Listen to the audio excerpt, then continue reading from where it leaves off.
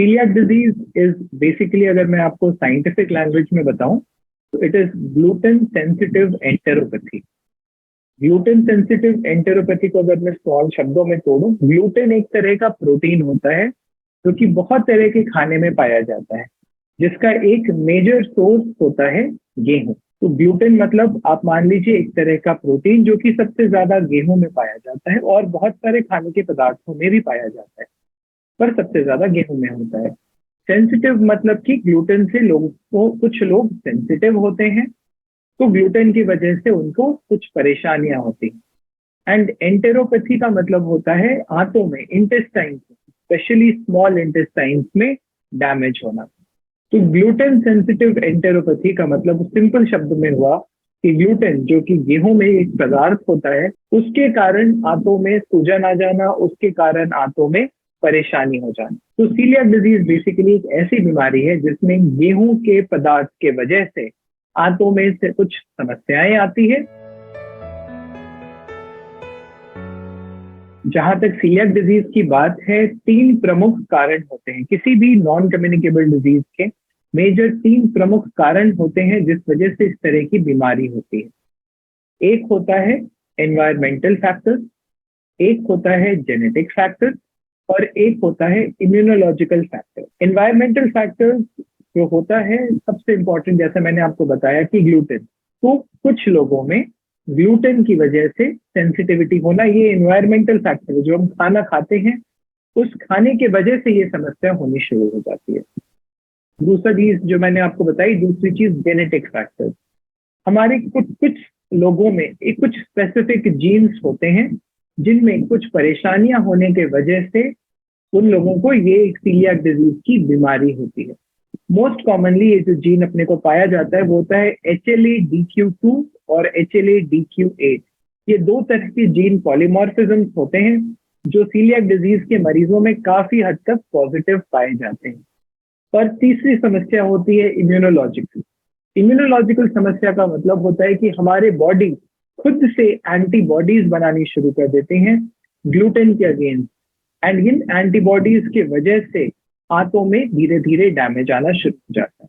तो बेसिकली कुछ खाद्य पदार्थ, ग्लूटेन जैसी सेंसिटिव चीजें, ऐसे लोगों में जिनमें थोड़ी उनकी सेंसिटिविटी होती है, जिनमें इस तरह की DQ2, DQ8 की तरह के पॉलीमॉर्फिज्म होते हैं, और जिनमें थोड़ी सी इम्यूनोलॉजिकल प्रॉब्लम होते हैं, जिस वजह से बॉडी में एंटीबॉडीज बननी शुरू हो जाती हैं ग्लूटेन के अगेंस्ट। इन तीनों समस्याओं के कारण ग्लूटेन की वजह से हमारे इंटेस्टाइन्स में प्रॉब्लम होती है और सीलियाक डिजीज की बीमारी पनपती है। अब ये इन तीनों की वजह से एग्जैक्टली क्यों होती है ये समझाना थोड़ा मुश्किल है, पर मोटे तौर पे ग्लूटेन की तरह से, गेहूं के कुछ पदार्थों की वजह से शरीर में एक तरह का एलर्जी तो नहीं बोलना चाहूंगा, बट एक तरह का सिम्टम प्रोड्यूस होता है, एक तरह की छोटी तरह की एलर्जी ही प्रोड्यूस मान लीजिए आप, उस वजह से सीलियाक डिजीज होती है। सीलियाक डिजीज के सिम्टम्स जो होते हैं अपन 2 तरह में डिवाइड कर सकते हैं। कुछ होते हैं जो आंतों के सिम्टम्स होते हैं और कुछ होते हैं जो आंतों के अलग, एक्स्ट्रा इंटेस्टिनल सिम्टम्स हम उनको बोलते हैं।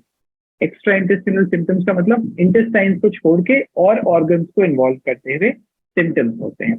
ऐसा लोगों की धारणा है कि सीलियाक डिजीज बच्चों में कॉमन होती है। सीलियाक डिजीज बच्चों में जरूर होती है, बट सीलियाक डिजीज किसी भी उम्र में लोगों में पाई जा सकती है। इनफैक्ट इवन 60 साल से ऊपर के लोगों में भी सीलियाक डिजीज जो है वो पॉजिटिव पाया जा सकता है। ऐसा कोई जरूरी नहीं है कि बचपन से ही किसी को सीलियाक डिजीज के सिम्टम्स, बहुत लोगों में सिम्टम्स बचपन से होते हैं और लोग उनको इग्नोर करते जाते हैं, और इवेंचुअली जब वो बड़े हो जाते हैं तो ये सिम्टम्स जब ज्यादा होने लगते हैं उस टाइम अपने को सीलियाक डिजीज की डायग्नोसिस के बारे में पता चलता है।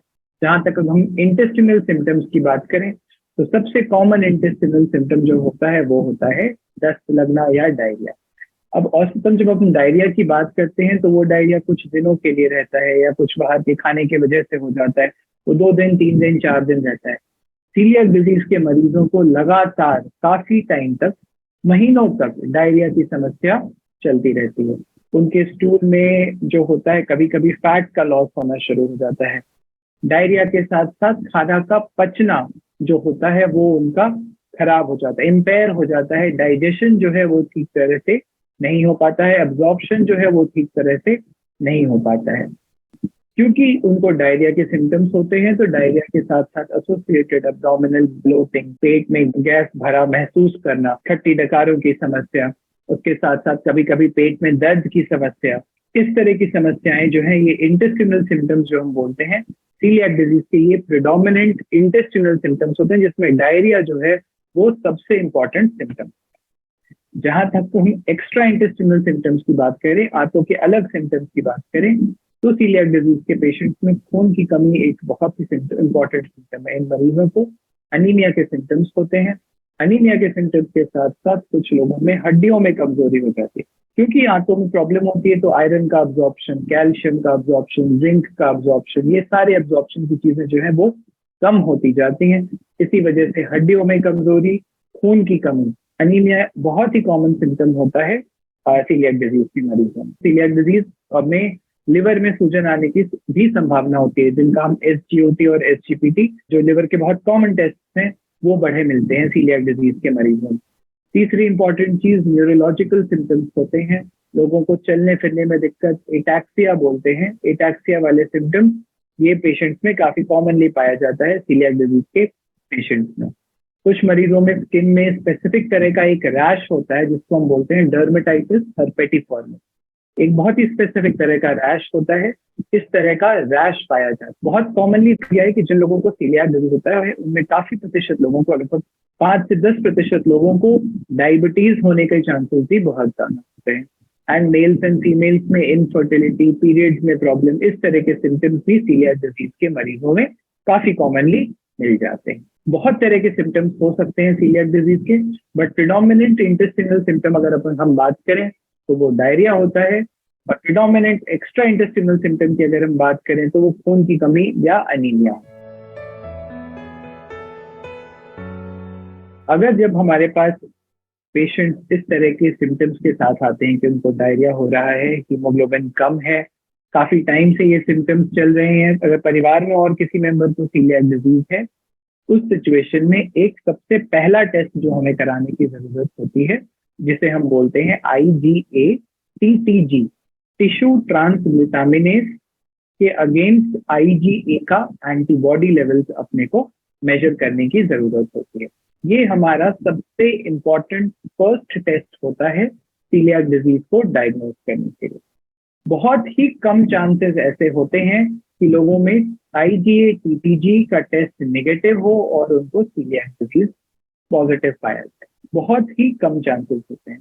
तो पहला इन्वेस्टिगेशन अपने को जो करने की जरूरत होती है वो होता है IgA-TTG। अगर किसी का IgA-TTG पॉजिटिव आता है तो पॉजिटिविटी भी अपने को देखने की जरूरत होती है कि कितना पॉजिटिव है।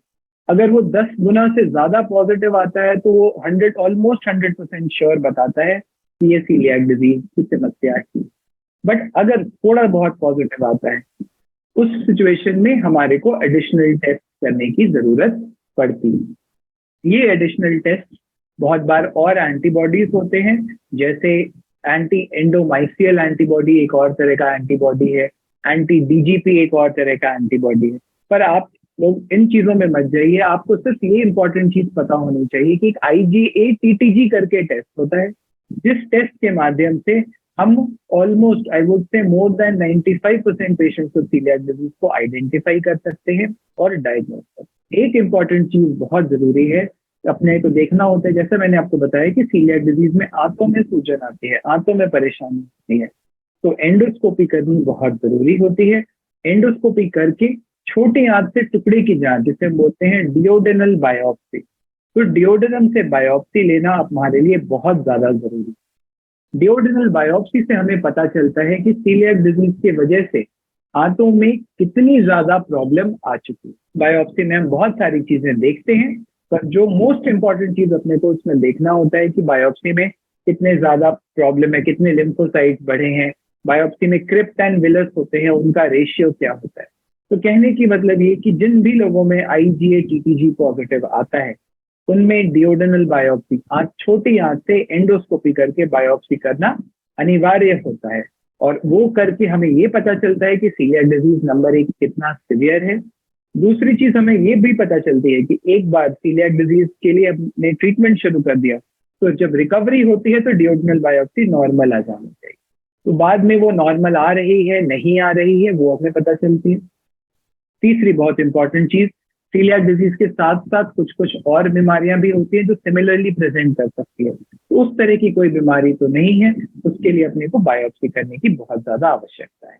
तो दो चीजें, IgA-TTG और एंडोस्कोपी के साथ साथ छोटी आंत से डिओडेनम से बायोप्सी, ये दो चीजों से हम most patients of celiac disease में डायग्नोसिस बना लेते हैं कि सीलियाक डिजीज उनको है या नहीं।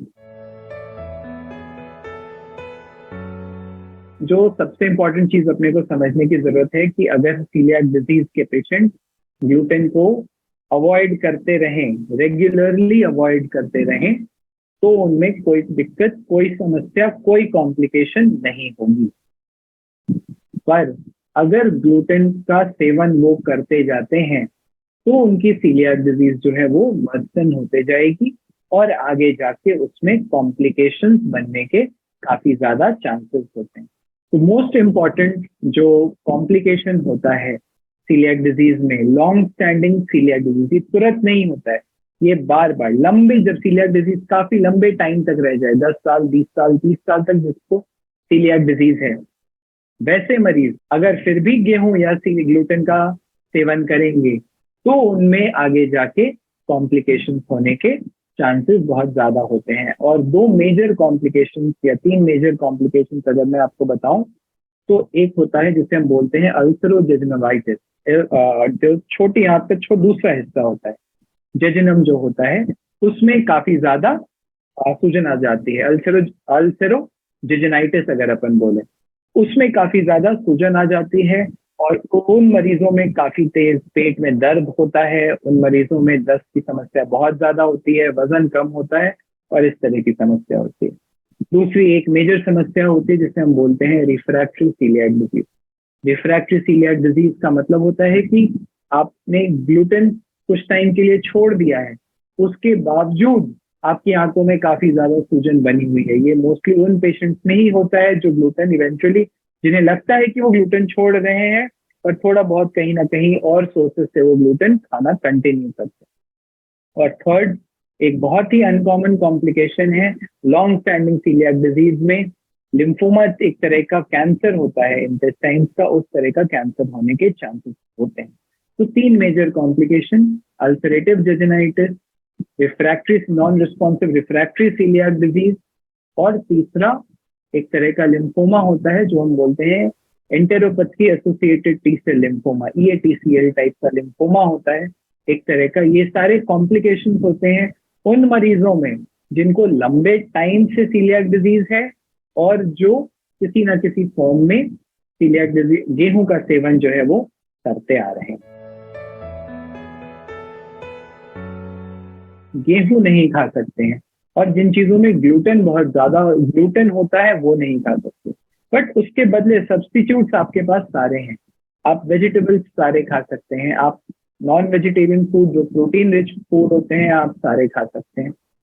गेहूं के आटे के बदले जो मैंने आपको बताया उसके लिए आप चावल खा सकते हैं, आप मक्का खा सकते हैं, आप ज्वार खा सकते हैं, आप बाजरा खा सकते हैं, उनकी रोटियां बना के आप खा सकते हैं। इसके साथ साथ जिन लोगों में काफी न्यूट्रिशनल इनसफिशियंसी होती है, न्यूट्रिशन इंपॉर्टेंट माइक्रो न्यूट्रिएंट्स की कमी होती है, उनमें हम एडिशनली आयरन की गोलियां, कैल्शियम की गोलियां, विटामिन डी के सप्लीमेंटेशन, उसके साथ साथ जिंक का सप्लीमेंटेशन, ये सारी चीजें जो है हम और करते हैं। बट किसी तरह के फ्रूट, किसी तरह के वेजिटेबल्स खाने में कोई परहेज करने की जरूरत नहीं है।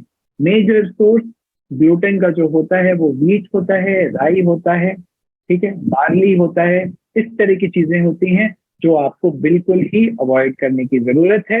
अनफॉर्चुनेटली सीलियाक डिजीज के पेशेंट्स अगर ग्लूटेन की चीजें खाएंगे तो उनकी समस्या जो है वो दोबारा बन जाएगी। तो आजकल बहुत जगह ऑप्शंस हैं, अगर आप बहुत जगह खाने जाएं तो ग्लूटेन फ्री जगह भी ग्लूटेन फ्री चीजें भी मिलती हैं। तो मैं जैसा आपको बता रहा था कि समस्या ही सीलियाक डिजीज के मरीजों में ये आती है कि बहुत बार बहुत जगह ग्लूटेन छोड़ के चीजें नहीं मिलती हैं, बट जैसा मैंने आपको ऑल्टरनेटिव्स बताया, आप उन ऑल्टरनेटिव्स में से चीजों को खाना शुरू कीजिए rather than trying to take gluten, क्योंकि अगर इंटेस्टाइन में ग्लूटेन जाएगा तो वो सीलियाक डिजीज की प्रॉब्लम ठीक नहीं होगी। किसी भी अमाउंट में ग्लूटेन जाएगा तो सीलियाक डिजीज की प्रॉब्लम ठीक नहीं होगी। अपने पास इसका कोई ऑप्शन नहीं है ग्लूटेन हमारे को सीलियाक डिजीज के मरीजों में छोड़ना ही होता है। There is no other option. And कोई सेफ लिमिट ऑफ ग्लूटेन भी नहीं है कि मैं 1 चम्मच ग्लूटेन खा लूं, मैं 1 कटोरी ग्लूटेन खा लूं या कितना खा लूं, ऐसा कोई सेफ लिमिट नहीं होता है। सारे मरीजों में अगर वो ग्लूटेन खाएंगे तो सीलियाक डिजीज की समस्या बढ़ेगी ही आगे।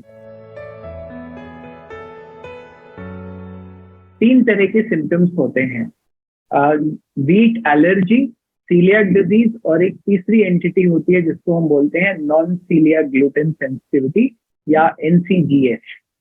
तो ये बेसिकली 3 अलग अलग तरह की बीमारियां हैं। व्हीट एलर्जी जो हम बोलते हैं, व्हीट एलर्जी का मतलब अगर जो हम साइंटिफिक लैंग्वेज में बोलें कि हमने व्हीट खाई और तुरंत सिम्टम्स प्रोड्यूस हो गए। सीलियाक डिजीज में ऑनगोइंग व्हीट एक्सपोजर की वजह से आंतों में देयर इज एंटेरोपैथी। एंटेरोपैथी का मतलब आंतों में सूजन, उसमें डैमेज होना शुरू हो जाता है जो व्हीट एलर्जी में नहीं होता है। और नॉन सीलियाक ग्लूटेन सेंसिटिविटी एक बिल्कुल ही तीसरा सिम्टम है जिसमें एक्स्ट्रा इंटेस्टिनल सिम्टम्स ज्यादा होते हैं, हेडेक बहुत होता है, ब्लोटिंग होता है। उसमें इंटेस्टाइन में इस तरह का डैमेज नहीं होता है जिस तरह से सीलियाक डिजीज में होता है। तो व्हीट एलर्जी साधारण पॉपुलेशन के लिए is equal to celiac disease, but actually scientific languages में व्हीट एलर्जी एक अलग तरह की बीमारी है, सीलियाक डिजीज एक अलग तरह की बीमारी है, NCGS जो भी ग्लूटेन से होती है वो एक अलग तरह की बीमारी है।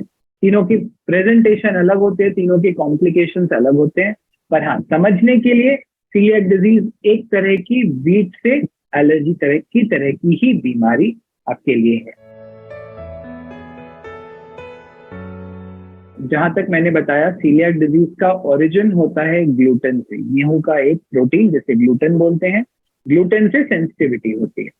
तो जो मेजर ट्रीटमेंट ऑप्शन हमारे पास सीलियाक डिजीज का है वो होता है खाने में ग्लूटेन बंद करना। ग्लूटेन बंद करना मतलब कि आपको गेहूं या और गेहूं जैसे जो और भी चीजें जिसमें ग्लूटेन होता है वो सारी चीजें आपको खाने में बंद करने की आवश्यकता है। अब बहुत सारी चीजों में हमारे को ग्लूटेन मिल जाता है। कुछ मैं आपको बहुत सिंपल एग्जांपल दूं, गेहूं is the richest source of gluten, सबसे ज्यादा ग्लूटेन गेहूं में होता है। उसके साथ साथ राई में होता है, बार्ली में होता है, ठीक है। बहुत सारे जैसे जो लोग बियर पीते हैं, बियर में ग्लूटेन होता है। आप जान के हैरान होंगे बट लिपस्टिक, टूथपेस्ट, इस तरह की बहुत कॉमन चीजों में भी ग्लूटेन होता है जो हम अनजाने हुए अनचाहे हुए भी थोड़ा बहुत कंज्यूम कर लेते हैं। तो मोस्ट इंपॉर्टेंट चीज जब किसी को भी सीलियाक डिजीज के बारे में पता चले तो वो किसी डाइटिशियन से या किसी गैस्ट्रोएंटरोलॉजिस्ट से मिले और वो आपको एक पूरी लिस्ट ऑफ चीजें देंगे कि किन किन चीजों में ग्लूटेन होता है और आपको ग्लूटेन को अवॉइड करना है। किसी भी दवाई से फायदा नहीं होगा अनलेस आप ग्लूटेन को अवॉइड करें। ग्लूटेन अवॉइड करना सीलियाक डिजीज का सबसे और मैं कहूंगा एकमात्र इफेक्टिव ट्रीटमेंट है। कोई भी दवाई काम नहीं करेगी अनलेस आप ग्लूटेन को अवॉइड करें। तो गेहूं की रोटी जो है वो आपको हमेशा के लिए बंद करनी है। ये नहीं होता कि हम 3 रोटियां खाते थे 1 पे आ जाते हैं, नहीं। किसी भी अमाउंट ऑफ ग्लूटेन जो होता है, किसी भी अमाउंट में अगर हम ग्लूटेन लें तो वो समस्या ही करती है।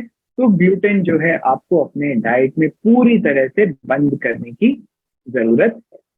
ये सबसे इफेक्टिव ट्रीटमेंट होता है। अब गेहूं के बदले हम क्या चीजें खा सकते हैं? चावल खा सकते हैं, ज्वार खा सकते हैं, मक्का खा सकते हैं, बाजरा खा सकते हैं। अगर आप रोटी खाना बहुत पसंद करते हैं तो बाजरे की, ज्वार की, मक्के की, चावल की, इनकी रोटी आप खा सकते हैं, पर गेहूं की रोटी आप नहीं खा सकते हैं। वो आपको 100% बंद करने की जरूरत पड़ेगी।